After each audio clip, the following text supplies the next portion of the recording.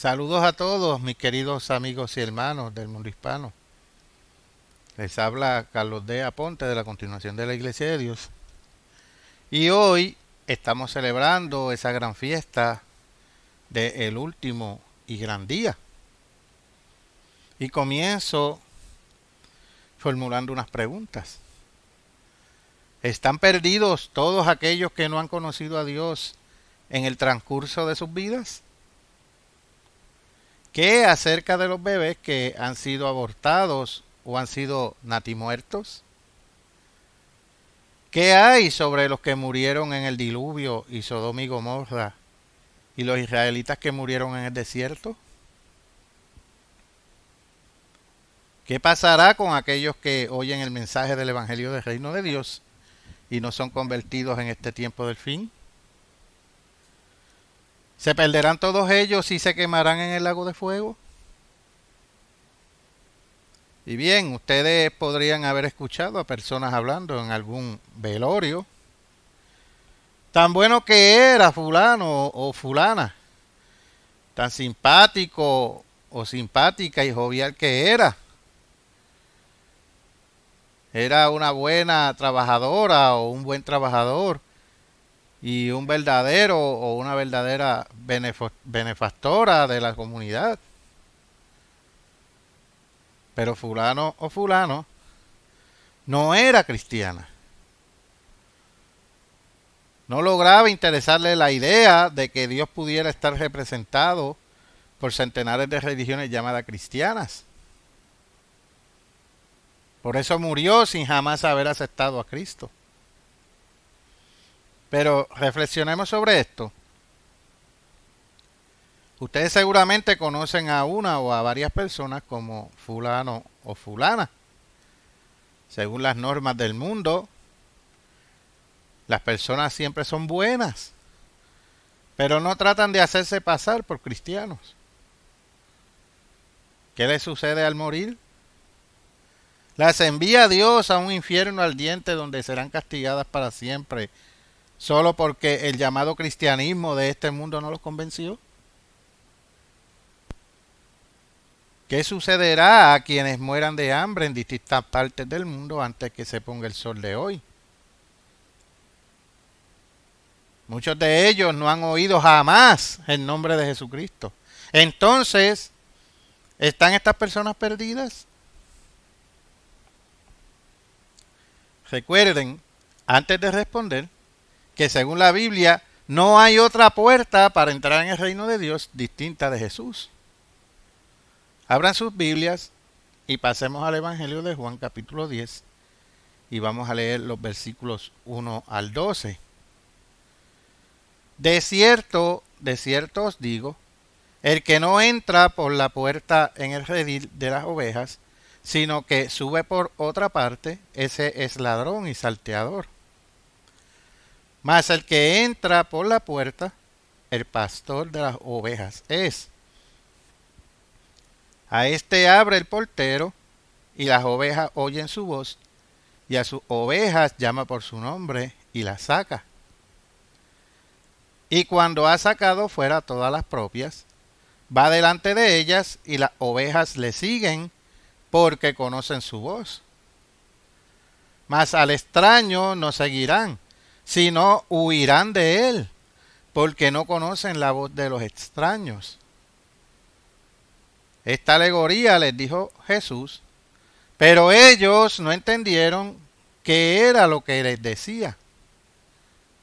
Volvió pues Jesús a decirle, de cierto os digo, yo soy la puerta de las ovejas. Todos los que antes de mí vinieron, ladrones son y salteadores, pero no los oyeron las ovejas. Yo soy la puerta, el que por mí entrare será salvo, y entrará y saldrá y hallará pastos. El ladrón no viene sino para hurtar y matar y destruir. Yo he venido para que tengan vida y para que la tengan en abundancia. Yo soy el buen pastor su vida da por las ovejas. Mas el asalariado, y que no es pastor, de quien no son propias las ovejas, ve venir al lobo y deja las ovejas y huye. Y el lobo arrebata las ovejas y las dispersa. Bien, ahora vayamos al libro de los Hechos. Hechos capítulo 4, versículo 12. Y en ningún otro hay salvación, porque no hay otro nombre bajo el cielo dado a los hombres en que podamos ser salvos. ¿Se malogró el plan de Dios? ¿En qué condición quedan pues los miles de millones de seres que vivieron y murieron a lo largo de los siglos sin convertirse en cristianos? La mayoría de ellos sin siquiera haber escuchado el único nombre por el cual deben ser salvos. Estos constituyen la mayor parte de la humanidad. Sin embargo, la Biblia dice que Dios no pierde, sino que salva a la mayoría de la humanidad. Volvamos al Evangelio de Juan, capítulo 3, y leeremos el versículo 17. Porque no envió Dios a su Hijo al mundo para condenar al mundo, sino para que el mundo, o sea, no solo una pequeña parte, sino muchos, sea salvo por él. Ahora pasemos a otra escritura aquí. Leamos lo que el apóstol Pedro registró. Vayamos a segunda de Pedro, capítulo 3, versículo 9. El Señor no retarda su promesa, según algunos la tienen por tardanza, sino que es paciente para con nosotros, no queriendo que ninguno perezca, sino que todos procedan al arrepentimiento. Pensemos en los antiguos israelitas. Si ustedes han leído la Biblia, saben que Dios escogió a Israel para que los representara y fuera un pueblo de justicia ante las demás naciones. Pero los israelitas, con pocas excepciones, se rebelaron contra Dios, rechazaron sus caminos y se negaron a obedecerle. Sin embargo, este no es el fin de la historia. Muchos teólogos nos dirían que los israelitas están condenados, que están perdidos. Pero leamos lo que dijo el apóstol Pablo en Romanos, capítulo 11, versículo 26. Y luego todo Israel será salvo, como está escrito. Sí, todo Israel, la abrumadora mayoría de los israelitas serán salvos. ¿Cómo será esto? ¿Puede Dios hacer tal cosa? ¿Tiene poder para salvar al mundo? Vayamos a Mateo, capítulo 7, y vamos a leer los versículos 13 y 14. Entrad por la puerta estrecha, porque ancha es la puerta y espacioso el camino que lleva a la perdición, y muchos, o sea, la mayoría, son los que entran por ella, porque estrecha es la puerta y angosto el camino que lleva a la vida, y pocos, o sea, la minoría, son los que la hallan. ¿Por qué Jesús dijo tal cosa? ¿Es Satanás tan astuto y poderoso que puede frustrar el plan de Dios y enviar a la mayoría de los hombres a la perdición? Estas son preguntas que los teólogos prefieren evadir. No tienen respuestas convincentes. Ellos podrían bien decirle, creo o me parece, y eso no basta. Necesitamos una explicación. Si es posible salvarse sin aceptar el sacrificio de Jesucristo, entonces, ¿de qué sirvió ese sacrificio y para qué fue necesario? Si por el contrario es necesario ser cristiano para ser salvo, como dice la Biblia, entonces la mayoría de los humanos están perdidos y el plan de Dios ciertamente dista mucho de ser un gran éxito. La gran mayoría de la humanidad está ciega. El cristianismo tradicional ha pensado que Dios está tratando desesperadamente de salvar al mundo ahora.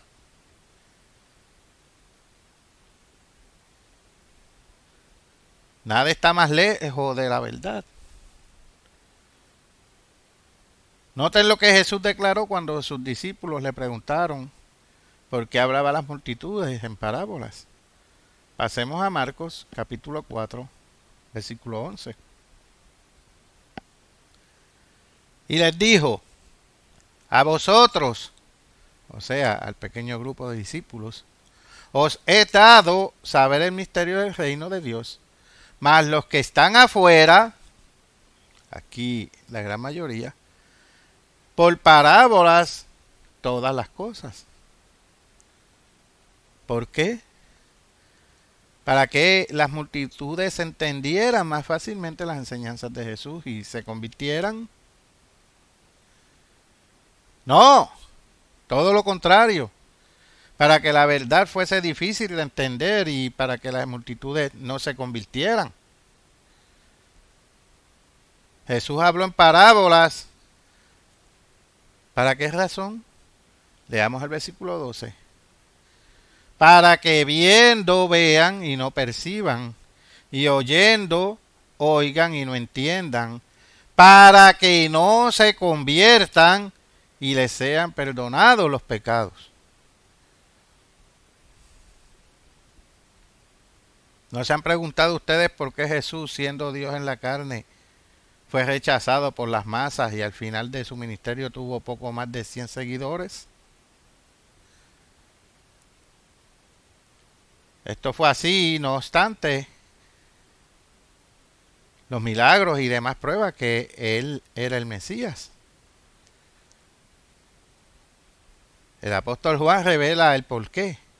Pasemos a Juan, capítulo 12, y vamos a leer los versículos 37 al 40.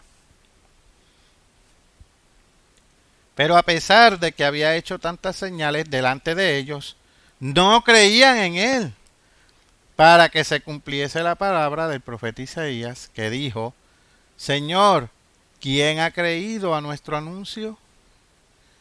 ¿Y a quién se ha revelado el brazo del Señor? Por esto no podían creer, porque también, dijo Isaías, cegó los ojos de ellos y endureció su corazón, para que no vean con los ojos y entiendan con el corazón y se conviertan y yo los sane.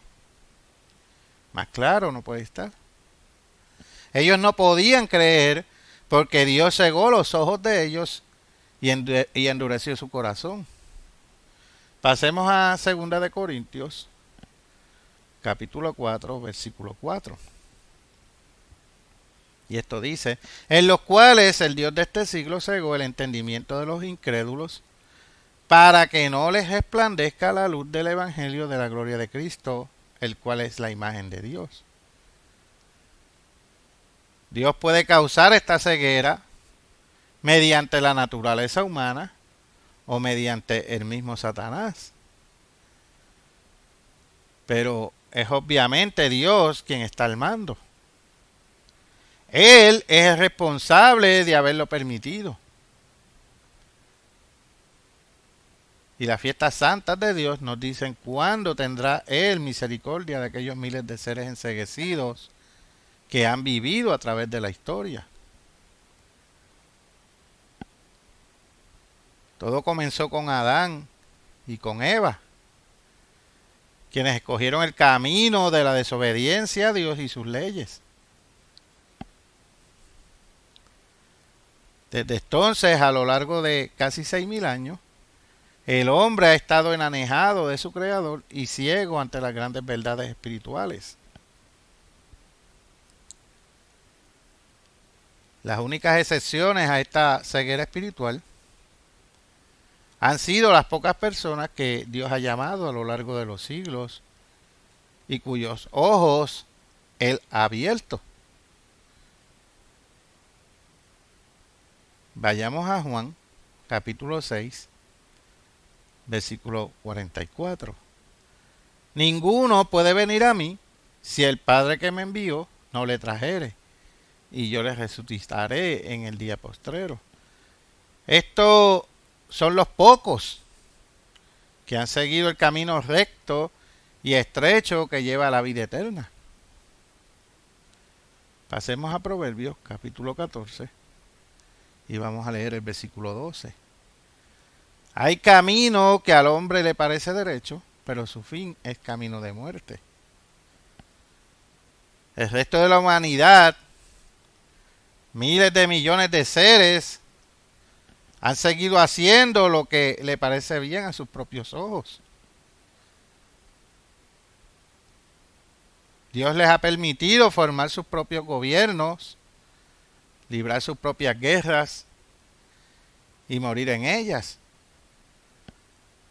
Crear condiciones de miseria, sufrimiento y desdicha. En pocas palabras, echar a perder todo, hasta que se convenzan de que la rebeldía contra Dios no paga.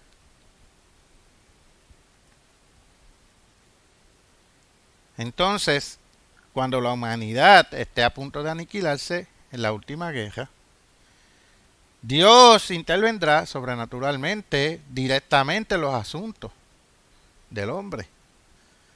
Vayamos a Romanos, capítulo 11, versículo 32. Romanos, capítulo 11, versículo 32. Porque Dios sujetó a todos en desobediencia para tener misericordia de todos, no de algunos, no de poquitos, sino de todos. Dios está tratando con toda la humanidad de la manera como trató con los antiguos israelitas que se rebelaron contra Él. Pues como ya leímos, que Él los sujetó a todos en desobediencia para tener misericordia de todos. ¿Cuándo?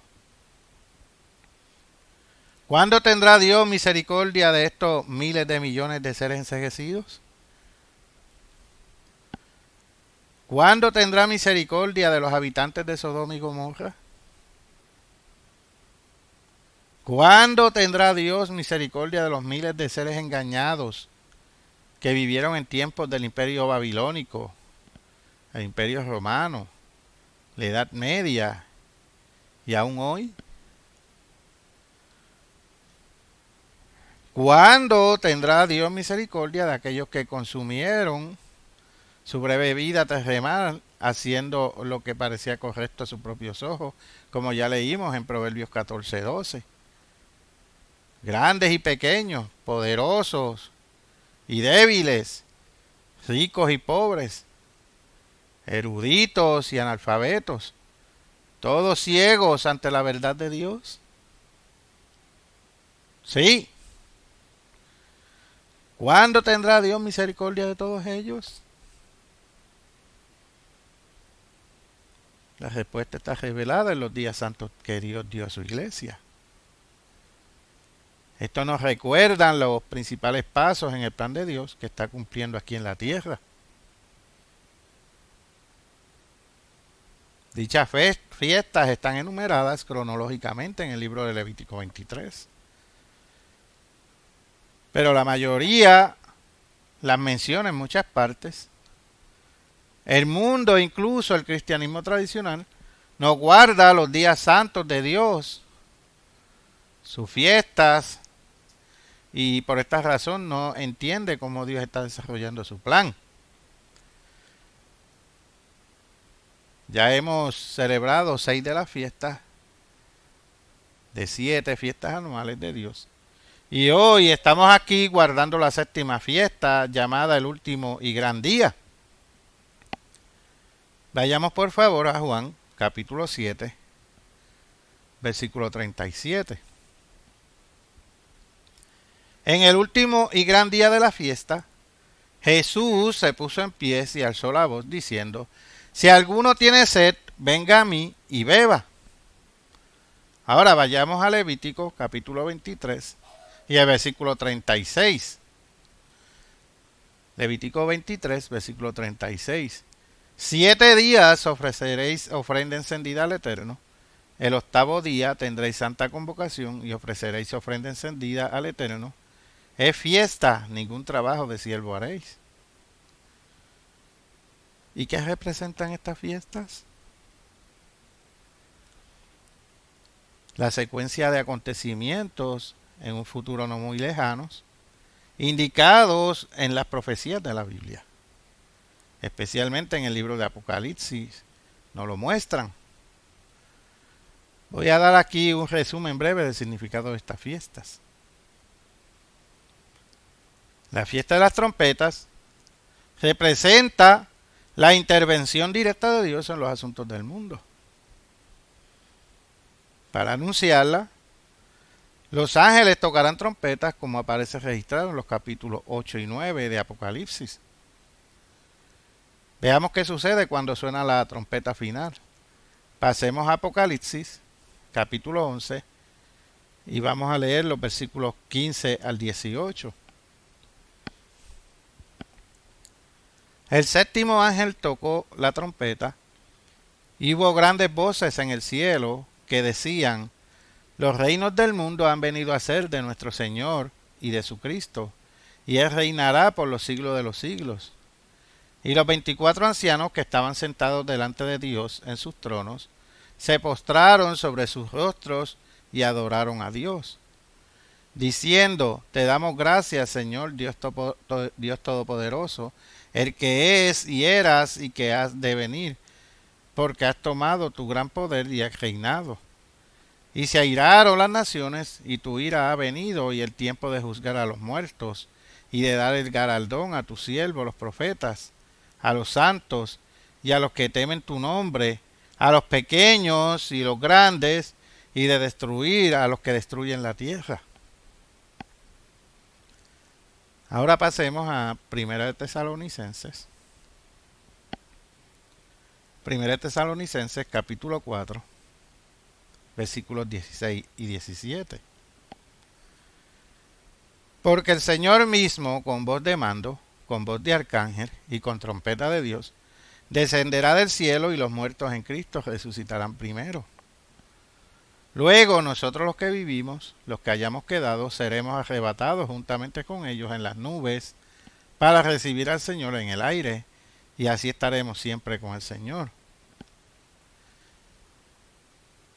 El día de la expiación representa a la humanidad reconciliada con Dios.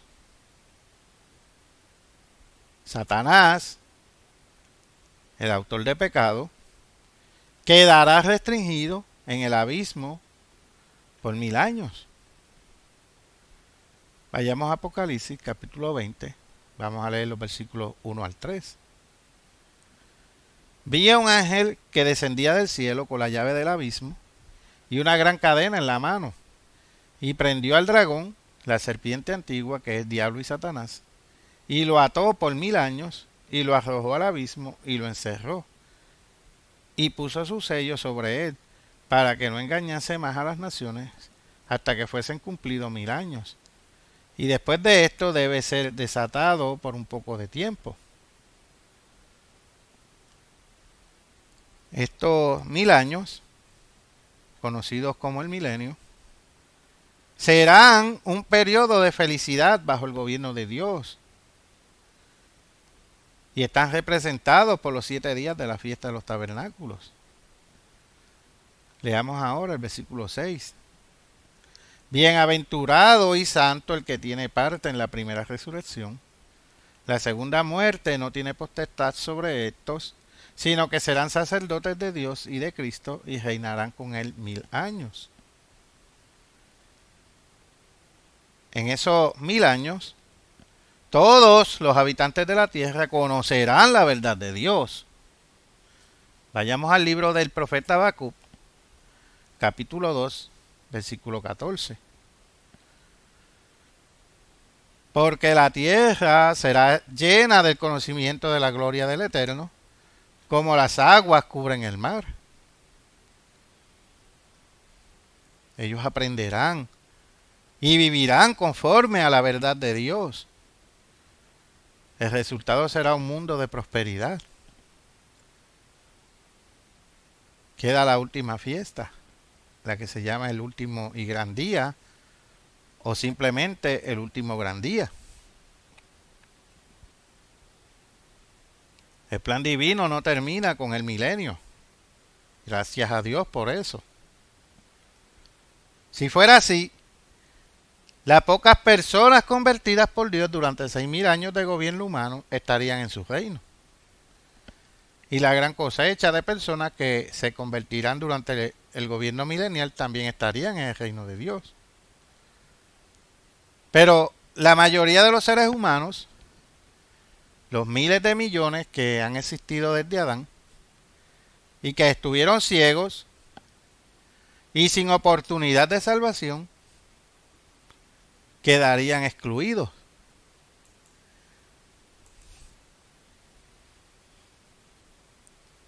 Permanecerían para siempre en el frío silencioso del sepulcro, en el Hades. Para ellos, la muerte sería victoriosa. No fue así como Dios lo planeó. Y así no es como sucederá. Veamos cómo ha de ser. Vayamos al libro de Apocalipsis. Nuevamente, capítulo 20. Y leeremos el versículo 5. Pero los otros muertos no volvieron a vivir hasta que se cumplieron 1000 años.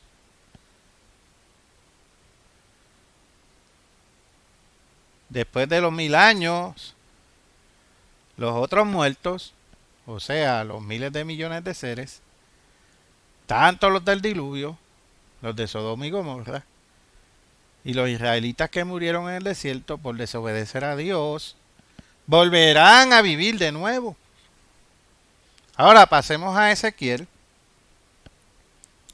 capítulo 37, y vamos a leer los versículos del 1 al 14. La mano del Eterno vino sobre mí, y me llevó en el espíritu del Eterno, y me puso en medio de un valle que estaba lleno de huesos, y me hizo pasar cerca de ellos por todo en derredor. Y he aquí que eran muchísimos sobre la faz del campo, y por cierto secos en gran manera. Y me dijo, hijo de hombre, ¿vivirán estos huesos? Y dije, Señor eterno, tú lo sabes. Me dijo entonces, profetiza sobre estos huesos y dile, huesos secos, oíd palabra del Eterno. Así ha dicho el Eterno el Señor a estos huesos. He aquí, yo hago entrar espíritu en vosotros y viviréis. Y pondré tendones sobre vosotros, y haré subir sobre vosotros carne, y os cubriré de piel, y pondré en vosotros espíritu y viviréis. Y sabréis que yo soy el Eterno. Profeticé, pues como me fue mandado. Y hubo un ruido mientras yo profetizaba, y he aquí un temblor, y los huesos se juntaron, cada hueso con su hueso. Y miré, y he aquí tendones sobre ellos, y la carne subió, y la piel cubrió por encima de ellos, pero no había en ellos espíritu. Y me dijo, profetiza al espíritu, profetiza, hijo de hombre, y di al espíritu, así ha dicho el Eterno el Señor. Espíritu, ven de los 4 vientos, y sopla sobre estos muertos y vivirán. Y profeticé como me había mandado, y entró espíritu en ellos, y vivieron, y estuvieron sobre sus pies, un ejército grande en extremo. Me dijo luego, hijo de hombre, todos estos huesos son la casa de Israel. He aquí, ellos dicen, nuestros huesos se secaron, y pereció nuestra esperanza, y somos del todo destruidos. Por tanto, profetiza y diles, así ha dicho el Eterno el Señor. He aquí, yo abro vuestros sepulcros, pueblo mío, y os haré subir de vuestras sepulturas, y os traeré a la tierra de Israel. Y sabréis que yo soy el Eterno, cuando abra vuestros sepulcros y os saque de vuestras sepulturas, pueblo mío. Y pondré mi espíritu en vosotros y viviréis, y os haré reposar sobre vuestra tierra. Y sabréis que yo el Eterno hablé y lo hice, dice el Eterno. Ahora vayamos a Primera de Corintios. Primera de Corintios capítulo 15 y vamos a leer el versículo 22. Porque así como en Adán todos mueren, también en Cristo todos serán vivificados. Ellos resucitarán. ¡Qué maravillosa noticia, hermanos! Este hecho extraordinario se describe en Apocalipsis capítulo 20, versículos 11 y 12. Pasemos allá, por favor. Y vi un gran trono blanco y al que estaba sentado en él, de delante del cual huyeron la tierra y el cielo, y ningún lugar se encontró para ellos. Y vi a los muertos, grandes y pequeños, de pie ante Dios, o sea, en una resurrección.